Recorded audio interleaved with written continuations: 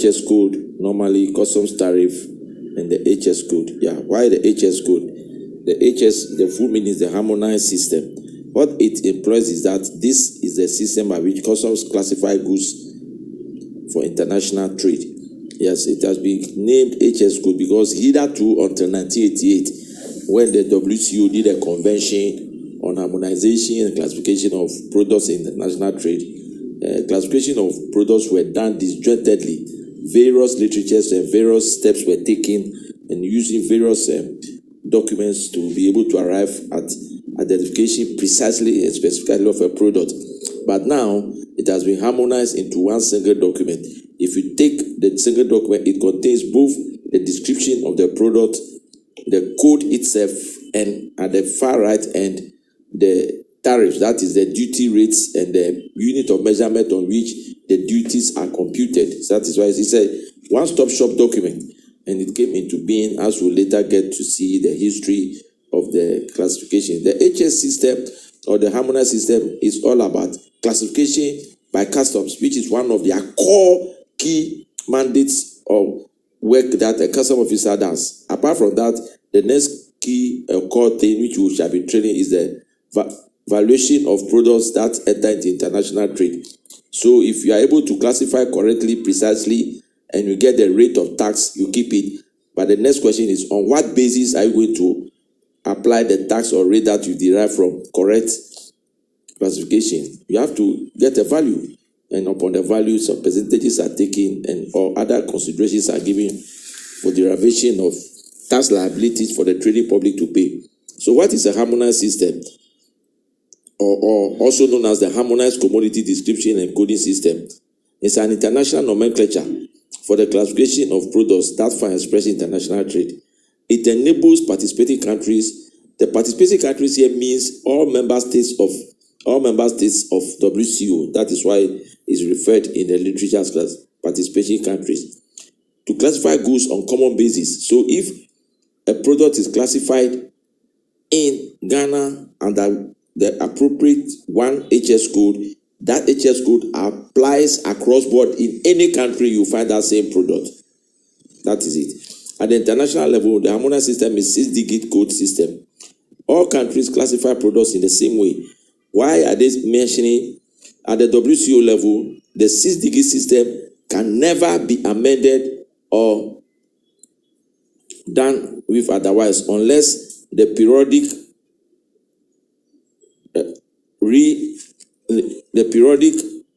changing or revision of the HS code is done WTO, which is done every 4 years or 5 years. Yes. Now,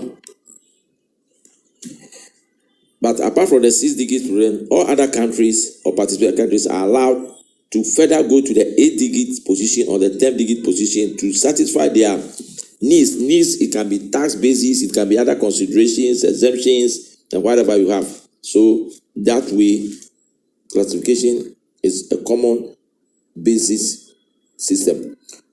So to ensure the harmonization, the contracting parties, as I've said earlier, the member countries of the WTO, they have to abide by the convention. There's a whole convention on HS code to base their national tariff schedule in conformity with the HS nomenclature, and also regional tariffs are also to base on in conformity with the HS nomenclature and legal notes. Yeah, nomenclature here means naming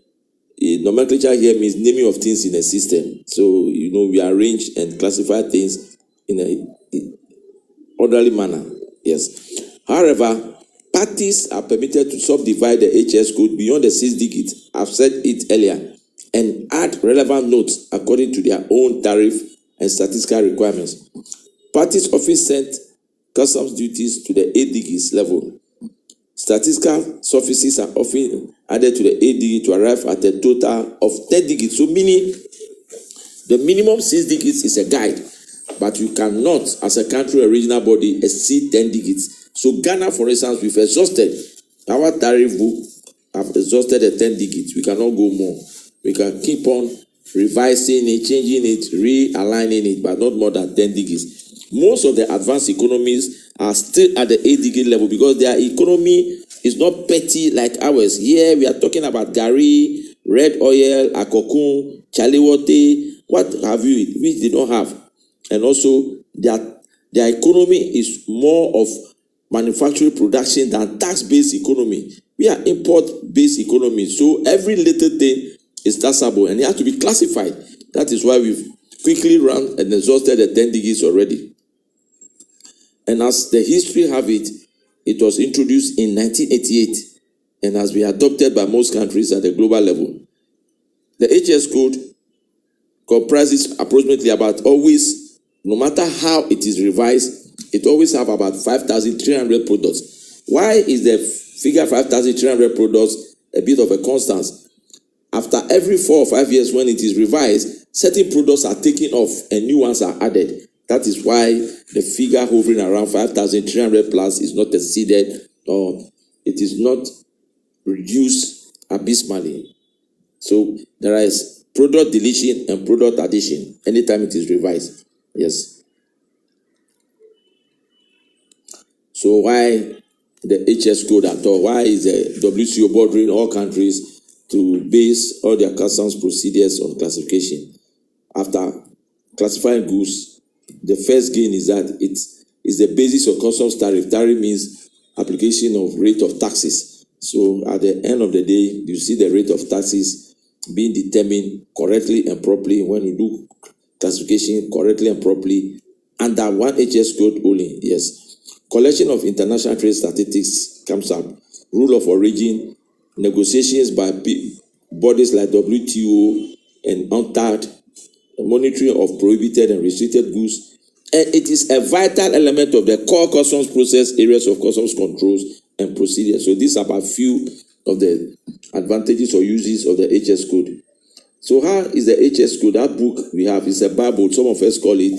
If you pick it, it's a whole law. The Ghana one, for instance, is Act 905 of 2015. It's a whole act of parliament. It's a legal, because from the convention from WTO, the convention is a legal instrument. Then Ghana adopted it and passed its own legislature to govern its own needs, so that we have the Customs Act 891, and they've amended a portion of the 891 to Great Act 905 to have the unique document called the Harmonized System and Tariff Schedules. And in it, we have 99 chapters, and these chapters are grouped into 21 sections.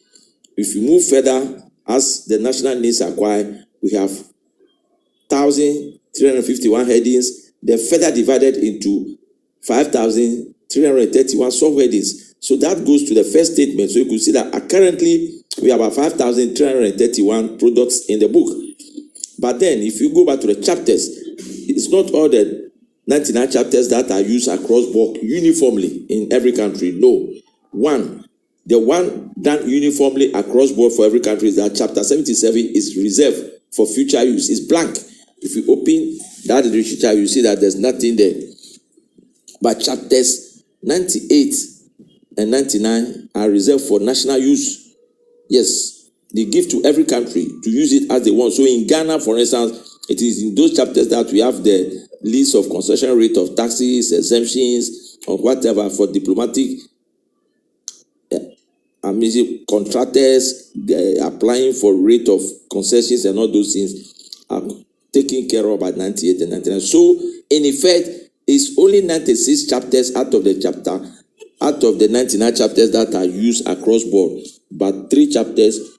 The obvious one, chapter 77, is reversed, and then 98 and 99 are for national use. And the products in chapter 1 to 6 are arranged in order of product, degree of manufacturer, that is, from the degree of raw material, semi-processed, finally processed, finished goods, and the end use or purpose of the products. And don't lose sight. Technological complexity is also taken off. So you see raw materials, then you go to semi-finished product, then finished products. Yeah, so for example, live animals, chapter 2, meat and edible, blah, blah, blah, and 16 preparations of meat or fish or other. So it goes in a logical and a chronological order. It is not done haphazardly, no. And so if you are classifying, you do it properly and follow the rules and legal notes that will guide, which we will treat later. the legal notes to the art of classification is a whole art and a profession. Such degree of manufacture of value addition is also expressed at chapters 39, for instance, table. There are a lot of expressions. Yeah. So